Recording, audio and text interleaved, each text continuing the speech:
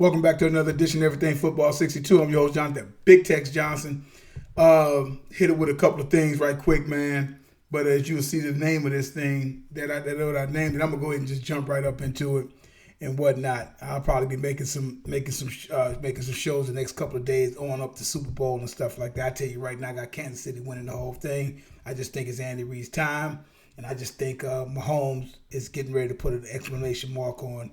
He's the best in the biz. That's just my opinion, but you still got to play the game. But as you see by the title, what I got going on here, as we all well know, Eli Manning retired last week after 16, 17 years in the league. And immediately, soon as he, announced his retirement, guys immediately start, clamoring around talking about, is he a Hall of Famer, et cetera, et cetera, et cetera. He has 2 Super Bowl, et cetera, et cetera, et cetera. And I'm going to say this. I'll put it like this. First and foremost, if we look at Eli Manning's record, he's 117 and 117. And the thing that always kind of amazed me with Eli was the fact that it is times when Eli would look like he is quote-unquote elite, and other times he would just look mediocre. He had that kind of way with him, the way he played the game, and that was, that's kind of what his game was. If you look at 117 and 117, he was a 500 quarterback. You get some good stuff out of him. Other times you get it's equally as good as you had good, you had equally bad. That pretty much sums up his career. He went on that magical run in 2007 and beating that of the Pats. Go 4-0. Then he goes 4-0 again a few years later, goes 4-0 on the road the whole time and whatnot. And they win. He goes 8-0. His playoff record in 12 playoff games, he's 8-4. Hell of a record. There is no time, though, where when you thought of the elite quarterbacks in the league, did Eli ever even measure up to that? In his mind, he may have, but he wasn't. His numbers basically prove that. And not only does his numbers basically literally prove that, right? Look at the wins and losses. Like I said, you just look at his record. Now, Eli has threw for a lot of yards, over 57,000 yards, and he threw for over 366 touchdowns in an era where they really air the ball out a lot. Eli on 3 separate occasions led the league in 3 times in interceptions. In 2007, 20. In 2009, 25.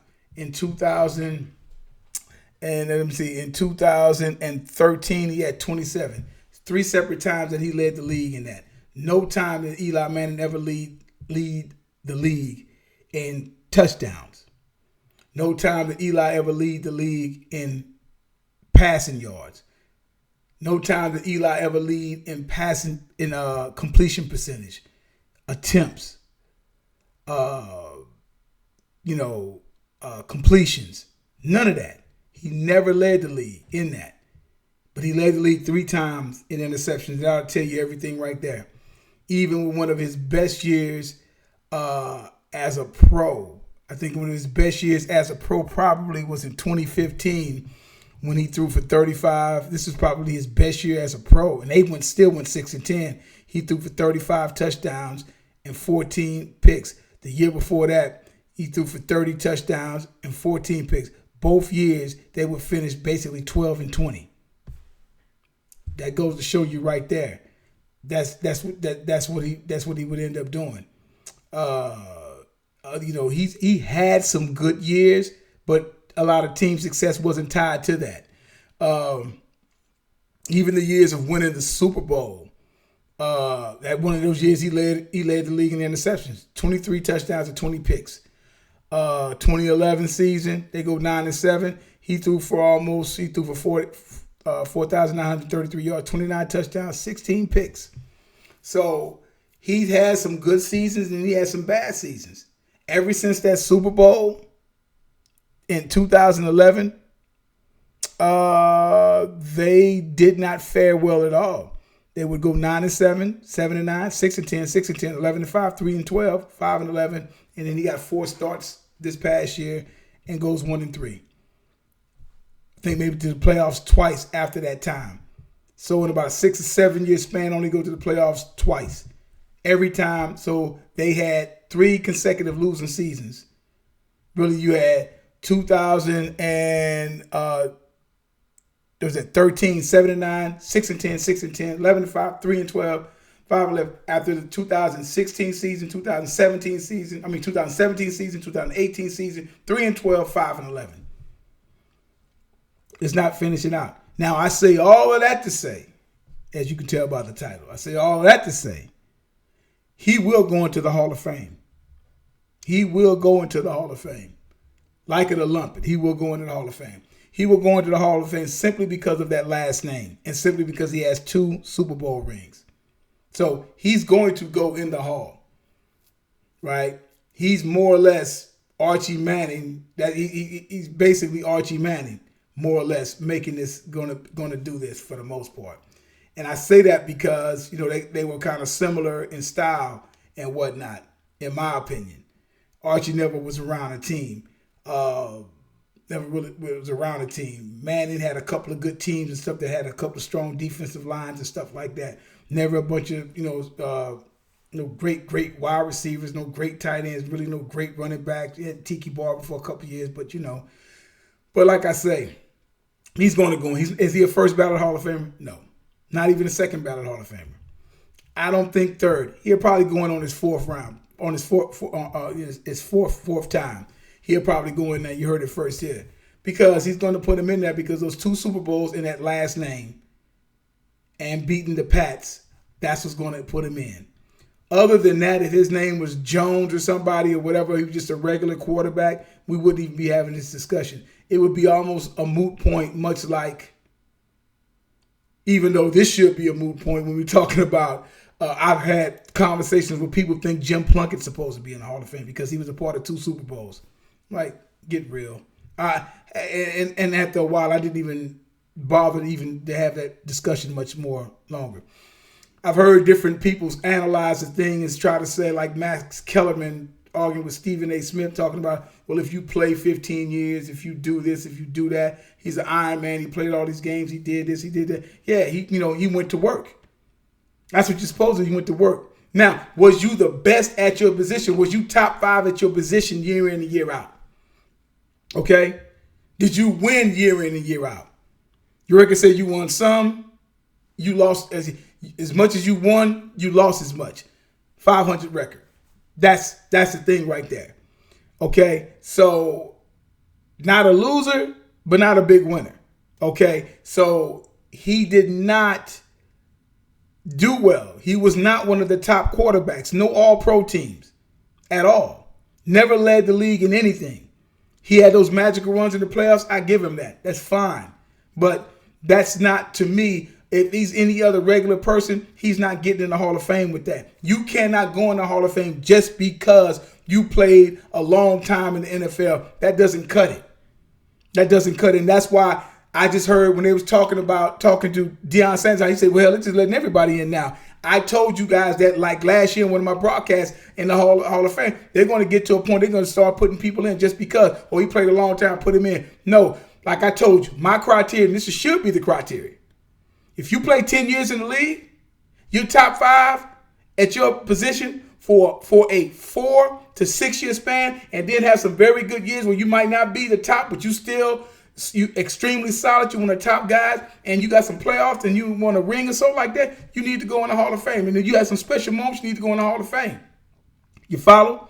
Then you got these guys now starting to leave the game earlier now, and they're going to be looking for a Hall of Fame now. Patrick Willis is going to start looking for a Hall of Fame now. Luke Kuechly just retired. He's going to start looking for a Hall of Fame now. Calvin Johnson is looking for a Hall of Fame now because he didn't play that long. So you got a generation of these guys that are not going to be playing 10, 15, 20 years. I won't be surprised if Cam is probably going to come back, but I wouldn't be surprised if Cam walked away. Cam is borderline because Cam has literally missed 2 seasons and whatnot, and under 6 or 7 years of his career, Cam 3 Pro Bowls, All Pro, Offensive Player of the Year, and a Super Bowl victory, and he won some games.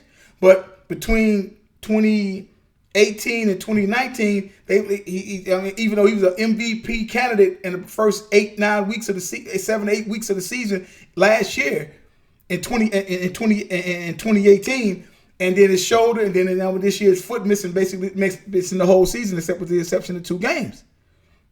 So Cam is at the cusp. Cam still need to put up 3 more worthy All-Pro seasons. I won't say Pro Bowl seasons because the Pro Bowl don't mean anything. It's garbage. I don't care what anybody says. It's garbage. But in other words, if Cam can sit up there and possibly win the South about 3 more times and a couple of All-Pro seasons or whatever, Pro Bowl for what it's worth, put it this way, win at least 33 games. Do something like go like 33-15. And then that'll give, and then a couple of Pro Bowls on top of that, and go to a chance to get a Super Bowl and possibly win one or whatever. Just do that. That's going to increase his chances because he's always one of the best because he's already got that major hardware up there.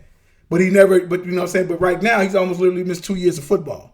So having said that, so that's what I'm saying. So you got to watch these guys trying to just put any and everybody in the Hall of Fame. One of the first Iron Men of the game was Jim Marshall, who was a defensive lineman, for that of the Minnesota Vikings of the famed Purple People Eaters. I was, why Jim Marshall is in, and I was trying to figure it out. And Jim Marshall played a long time. He played in a lot of games. I mean, some of them guys have surpassed him now, but he from that era, he played from 1960 to 1960 to like 1979. He played 20 years. Right? That's a long time to be playing ball, man. That's a long time at that position at the position that he played. So when you break that down and what he did, right, it's great. But guess what? Out of all those years he played, he was never considered the top defensive end or defensive lineman at his position. He went to the Pro Bowl twice. He was named second team 2 or 3 times, and that was in the 60s. None in the 70s when they went to, he was down to 4 Super Bowls. Then in that infamous play that he had against the 49ers where he ran the ball the wrong way after he picked up a fumble and ran it the wrong way. Then go to Super Bowl 11 where the Raiders pounded the ball with Clarence Davis and had Gene Upshaw and Art Shell on that side over there, pounded him. He did not make a tackle in that game. And the Purple People Eaters were one of the top defensive units of that era, of the 70s era. You follow? That hurt him. And that's why he's not in the Super Bowl. But he played 20 years. Just because you played 20 years and you had few good seasons, that does not make you a Hall of Fame. That just makes you an NFL player who has some pretty good seasons. You got to do more than that. You follow what I'm saying? You have to do more than that. You know what I'm saying? Literally. You can't just play a long time and say, okay, I played a long time, so I should go in there. It's people going to be sitting up and say, Shady McCoy should be good. Come on, everybody's going to be like, no, you can't do it like that. And they need to start whittling that thing down because now you're just putting any and everybody in there. They played the X amount of years. They had 1 or 2 years and that was it. And then they end up tailing off and having subpar seasons for the rest of their time. Well, yeah, but those 2 years I did, that's not going to cut it. I like Frank Gore. But you go back, if you're going to put Frank Gore in there for a career body of work because he's played so long and he's passed guys that are Hall of Famers, but them guys' game was completely different. Frank Gore rushed for 1,600 yards one time. Everything else been 1,100 here.